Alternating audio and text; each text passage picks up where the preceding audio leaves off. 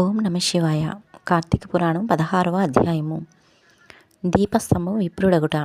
ఋషులలో అగ్రగణ్యుడు పేరొందిన మతంగ మహాముని ఒకచోట ఆశ్రమాన్ని ఏర్పరచుకొని దానిలో దగ్గరలో ఒక విష్ణు మందిరాన్ని కూడా నిర్మించుకొని నిత్యము పూజలు చేయుచుండెను. కార్తీక మాసంలో ఆశ్రమము చుట్టుప్రక్కల మునులు కూడా వచ్చి పూజలు చేయుచుండరి. వారు ప్రతిదినము ఆలయ ద్వారాలపై దీపములు వెలిగించి కడు భక్తితో శ్రీహరిని పూజించి వెళ్ళుచుండెవారు.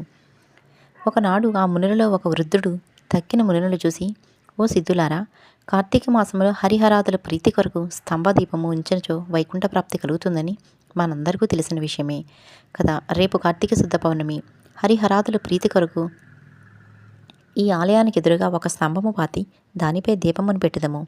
కావున మనందరము అడవికి వెళ్ళి నిడుపాటి స్తంభము తోడ్కొని వద్దము రండు అను పలుకగా